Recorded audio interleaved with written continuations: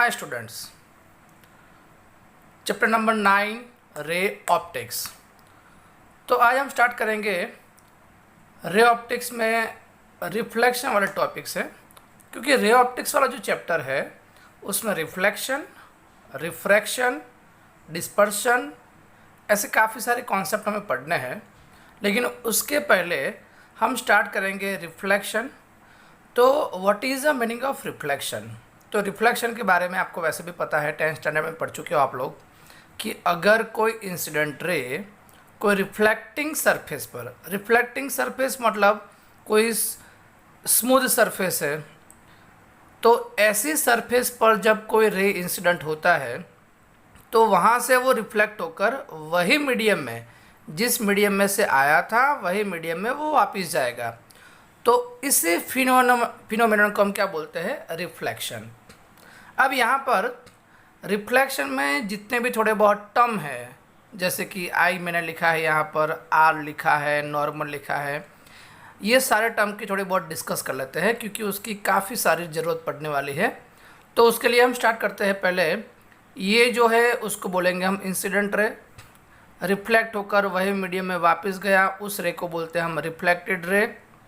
और जिस पॉइंट पर इंसिडेंस हुआ था इंसिडेंट रे, वहाँ से सरफेस से परपेंडिकुलर ड्रॉ करते हो तो उसी को क्या बोलते हैं हम? नॉर्मल। अब यहाँ पर आई क्या है? तो आई जो है वो इंसिडेंट रे एंड नॉर्मल के बीच का एंगल है। दैट मीन्स उसको क्या बोलेंगे हम? Angle of incidence. तो एंगल ऑफ इंसिडेंस की डेफिनेशन मैंने लिखी नहीं है, लेकिन क्या होगा? Angle of incidence is the angle between incident ray and normal is called the angle of incidence, that is denoted by I. Same thing R की बात करें हम तो आर क्या है? Angle of reflection. उसमें क्या होगा कि angle between reflected ray and normal is called as the angle of reflection, that means R. ये समझ में आ गया पूरा? क्योंकि आई एंड आर वो आपको फाइंड आउट करना आता है तो काफ़ी सारे रिफ्लेक्शन वाले जो टॉपिक है आपको समझ में आ जाएंगे, और उसका यूज़ कैसे करना है वो भी मैं आपको बताऊंगा। अब बात करते हैं हम लॉज ऑफ रिफ्लेक्शन। ये भी समझना बहुत ही ज़रूरी है। दो लॉ एक्चुअली रिफ्लेक्शन के। पहला लॉ क्या है? Angle of incidence equals angle of reflection, that means I is equal to R. Clear? कि जितना एंगल ऑफ इंसिडेंस होगा उतना ही एंगल ऑफ रिफ्लेक्शन होगा। मतलब अगर रे यहाँ से आता है तो इतना एंगल बनाता है तो उतने ही एंगल पर वो वापस जाएगा। मतलब ये दोनों एंगल जो होगा वो सेम होंगे, आई और आर। दूसरा कौन सा है? Incident ray, normal at the point of incidence and reflected ray all lie in the same plane. अब इसका मतलब क्या होगा? समझो पूरा कि ये जो रे है ये इंसिडेंट हुआ है ऐसे, ये तो नॉर्मल है ही वैसे, और ये रिफ्लेक्टेड रे है।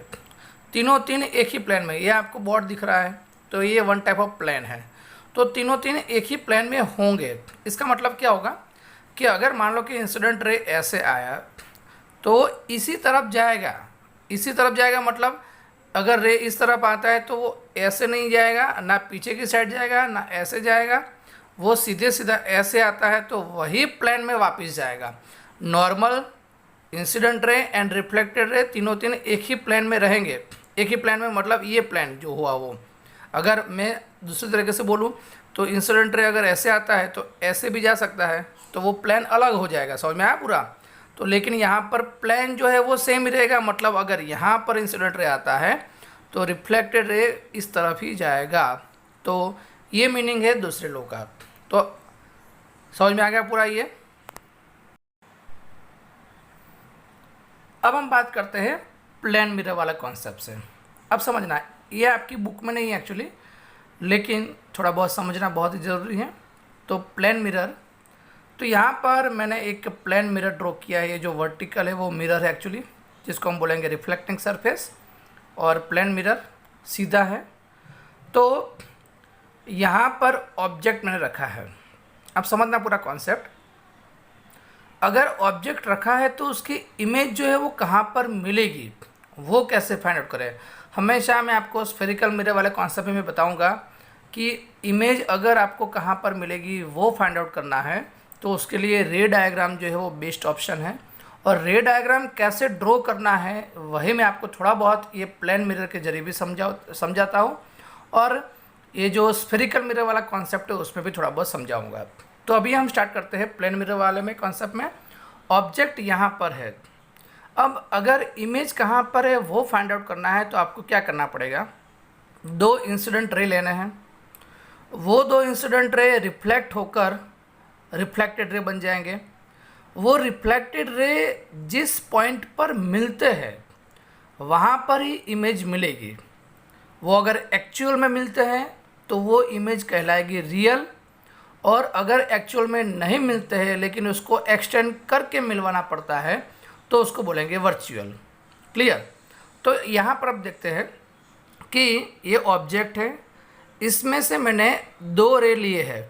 हमेशा इमेज फॉर्मेशन के लिए मिनिमम दो रे तो चाहिए ही चाहिए, दो से ज़्यादा ले सकते हो लेकिन मिनिमम दो चाहिए, क्योंकि वो दो कहाँ पर मीट होंगे वही हमें बताएगा कि इमेज कहाँ पर मिलेगी।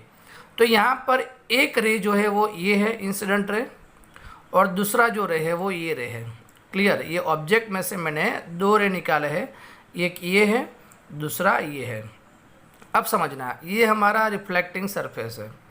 अब इंसिडेंट रे जो है वो यहाँ पर इंसिडेंट हो रहा है, तो ये हो गया पॉइंट ऑफ इंसिडेंस।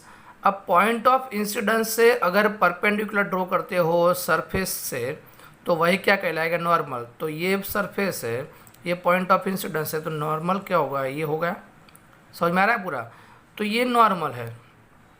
अब ये जो है वो तो इंसिडेंट रे ही, इंसिडेंट रे और नॉर्मल दोनों सेम ही है, एक ही है, तो आई कितना होना चाहिए, 0। समझ में आया पूरा। तो नॉर्मल एंड इंसिडेंट रे एक ही है, मतलब आई इज इक्वल टू 0। अब लॉज ऑफ रिफ्लेक्शन का फर्स्ट लॉ क्या है कि आई बराबर आर, तो आर कितना होना चाहिए, 0, क्योंकि आई बराबर 0 है। तो अगर आर 0 है तो रिफ्लेक्टेड रे कहाँ पे जाना चाहिए, वही डायरेक्शन में वापस जाना चाहिए। समझो पूरा, समझ में आ रहा है पूरा, कि अगर यहाँ पर ये इंसिडेंट हुआ, अगर आई 0 है तो रिफ्लेक्ट भी वही जाएगा, वही मीडियम में। क्लियर। तो यहाँ पर आई और आर 0 है, तो इसलिए यहाँ पर आप देख सकते हो कि रिफ्लेक्टेड रे इस तरफ गया। अब दूसरा रे जो है उसकी बात करें तो ये इंसिडेंट रे है, तो ये हुआ पॉइंट ऑफ इंसिडेंस। तो पॉइंट ऑफ इंसिडेंस से ये जो रिफ्लेक्टिंग सरफेस से नॉर्मल ड्रॉ करते हो तो ये नॉर्मल हो गया। तो ये नॉर्मल एंड इंसिडेंट रे दोनों के बीच का एंगल कितना है, आई। अब लॉज ऑफ रिफ्लेक्शन के अकॉर्डिंग क्या होगा, आई इज इक्वल टू आर। तो ये आर जितना आई है उतना आर बनाकर ये जो रे है वो इस तरफ जाएगा, मतलब ये इंसिडेंट रे, ये रिफ्लेक्टेड रे। ये समझ में आ गया पूरा।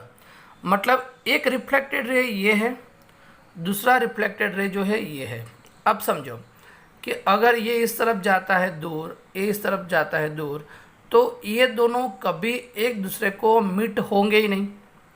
अब वो मीट नहीं होते हैं तो हमें क्या करना पड़ेगा, उसको पीछे एक्सटेंड करना पड़ेगा। तो यहाँ पर मैंने डॉटेड लाइन से पीछे एक्सटेंड किया है, यहाँ पर भी डॉटेड लाइन से पीछे एक्सटेंड किया है, तो ये हुआ मीटिंग पॉइंट। तो ये मीटिंग पॉइंट मतलब इस पॉइंट को जहाँ पर दो रे मिलते हैं यहाँ पर क्या मिलेगा, इमेज। तो मैंने यहाँ पर लिखा है इमेज। समझ में आ गया पूरा। इमेज मिला, लेकिन यहाँ पर ये जो दोनों रिफ्लेक्टेड रे थे वो एक्चुअल में मिट नहीं हुए, उसको एक्सटेंड करके मिट करवाना पड़ा है। तो एक्सटेंड करके मिट करवाना पड़ा है, तो ये इमेज जो मिलेगी वो कैसे मिलेगी, वर्चुअल मिलेगी। समझ में आया पूरा। तो एक कॉन्सेप्ट आपको समझ में आ गया कि वर्चुअल कब मिलेगा और रियल कब मिलेगा। अब ये वर्चुअल तो मिल गया, लेकिन आप देख सकते हो कि ऑब्जेक्ट जो है वो सीधा है, इमेज जो है वो भी सीधी ही मिलती है। तो जब भी इमेज सीधी मिलती है तो उसको बोलेंगे इरेक्ट इमेज, जब भी इमेज उल्टी मिलती है तो उसको बोलते हैं इन्वर्टेड इमेज। तो यहाँ पर इमेज जो है वो सीधी मिलती है, मतलब यहाँ पर इमेज कैसे कहलाएगी, इरेक्ट। तो दो नेचर हो गए, एक तो वर्चुअल तो है ही और दूसरा हो गया इरेक्ट। तो नेचर में हम क्या लिखेंगे, वर्चुअल एंड इरेक्ट। ये समझ में आ गया पूरा। अब साइज़ की बात करें, आप देख सकते हो कि साइज़ ऑब्जेक्ट की जितनी साइज़ है उतनी ही इमेज की साइज़ है। जितना ऑब्जेक्ट की हाइट उतने ही इमेज की हाइट, तो दोनों की हाइट सेम है तो दोनों की साइज़ क्या होगी, सेम ही होगी। अब मैग्नीफिकेशन की बात करें तो मैग्नीफिकेशन का कॉन्सेप्ट मैं आपको बता दूं, तो मैग्नीफिकेशन में फॉर्मूला क्या है, HI/HO। HI मतलब इमेज हाइट और HO मतलब ऑब्जेक्ट हाइट। तो यहाँ पर HI और HO तो दोनों सेम ही है, जितना ऑब्जेक्ट की हाइट है इतनी इमेज की हाइट है, तो आंसर क्या आएगा, दोनों सेम है तो कैंसिल हो जाएगा, तो बचेगा क्या 1। और प्लस इसलिए लिखा है क्योंकि यहाँ पर प्लस और माइनस कब आएगा, जब ऑब्जेक्ट सीधा इमेज सीधा तब प्लस। अगर ऑब्जेक्ट उल्टा है, सॉरी इमेज उल्टी है तो क्या हो जाएगा माइनस। तो यहाँ पर इमेज और ऑब्जेक्ट दोनों सीधे ही है तो क्या हो जाएगा प्लस आंसर आएगा। और रेशियो कितना मिल रहा है 1, तो m=+1। That means plane mirror की बात करें तो उसमें मैग्नीफिकेशन हमेशा क्या मिलेगा, +1 मिलेगा, +1। Now number of images formed by 2 inclined plane mirrors. तो अगर 2 प्लेन मिरर है उसको इंक्लाइनेशन पर रखते हो और उसके बीच में अगर कोई ऑब्जेक्ट रखते हो तो वो ऑब्जेक्ट की इमेजेस कितनी मिलेगी उसका कॉन्सेप्ट मैं आपको बताने जा रहा हूँ। तो when angle between plane mirrors is a theta, अगर 2 प्लेन मिरर के बीच का जो एंगल है वो कितना है, थीटा है, तो first n is a number of images, n is equal to 360/θ-1। ये फॉर्मूला कब आपको यूज़ करना है, जब 360/θ मतलब ये जो वैल्यू है वो क्या होगी, इवन मिलेगी आपको। Suppose theta is equal to 90, मतलब 2 प्लेन मिरर को आप 90 पर रखते हो तो 360/90 मतलब कितना हो जाएगा 4, तो 4 - 1 तो n कितना मिलेगा 3। ये समझ में आ गया पूरा। अब दूसरे की बात करते हैं, n is equal to 360/θ-1। Even में तो कोई इश्यू नहीं है, लेकिन जब 360/θ ओड मिलता है तब उसमें 2 पार्ट हैं। पहले में क्या है कि 360/θ-1 कब यूज़ करेंगे, अगर 360/θ इज ओड एंड ऑब्जेक्ट कहाँ पर है, सिमेट्रिकली। ऑब्जेक्ट सिमेट्रिकली है मतलब 2 अगर आप प्लेन मिरर लेते हो तो वो दोनों के बीचों बीच में ये जो ऑब्जेक्ट है वो होना चाहिए। सपोज़ मैं आपको बताऊँ कि यहाँ पर एक प्लेन मिरर ऐसा है, दूसरा प्लेन मिरर ऐसा है, तो ये उसका बिटवीन पार्ट हो गया, मतलब ये जितना एंगल होगा उतना ही एंगल यहाँ पर है और ऑब्जेक्ट आपने यहाँ पर रखते हो तो ये ऑब्जेक्ट की टोटल जो इमेज मिलेगी वो कितने मिलेगी, 360/θ-1। लेकिन कब, जब 360/θ जो है वो ओड है और ऑब्जेक्ट कहाँ पर रखा है आपने, सिमेट्रिक, मतलब दोनों के बीचों बीच में परफेक्टली मिडल में रखा है तब। ओड में दूसरा कॉन्सेप्ट क्या है, n इज इक्वल टू 360/θ। अगर 360/θ जो है वो क्या है, ओड इंटीजर है। क्लियर, अगर 360/θ कौन सा है, ओड है और ऑब्जेक्ट कहाँ पर है, अनसिमेट्रिकली है, मतलब यहाँ पर जो मैंने कॉन्सेप्ट बताया, तो ऑब्जेक्ट यहाँ पर ना होते हुए सपोज आप यहाँ पर रखते हो, यहाँ पर रखते हो, तो उसको क्या बोलेंगे, ऑब्जेक्ट जो है वो अनसिमेट्रिक है। और जब ऑब्जेक्ट अनसिमेट्रिक है और 360/θ जो है वो क्या है, ओड है, तब हम कौन सा फॉर्मूला यूज़ करेंगे, n इज इक्वल टू 360/θ। और लास्ट कॉन्सेप्ट में क्या है कि n is equal to infinite if theta is equal to 0। अगर हम बात करें तो थीटा इज इक्वल टू 0 मतलब 2 प्लेन मिरर पैरेलल में है, आमने सामने अगर प्लेन मिरर को रखते हो और बीच में अगर कोई ऑब्जेक्ट को रखते हो तो उसमें इमेजेस जो मिलेगी वो इनफाइनाइट मिलेगी। क्लियर, आप जब हेयर सैलून में जाते हो और जो बीच में चेयर होती है, आगे भी मिरर होता है और पीछे भी मिरर होता है, तो उस वक्त आप देखो तो जो इमेजेस मिलेगी वो काफ़ी सारी मिलेगी, मतलब इनफाइनाइट इमेजेस मिलेगी। तो ये कॉन्सेप्ट हुआ नंबर ऑफ इमेजेस, मतलब कितने इमेजेस मिलेगी जब प्लेन मिरर को आप 2 प्लेन मिरर को आप इंक्लाइनेशन पर रखते हो तब।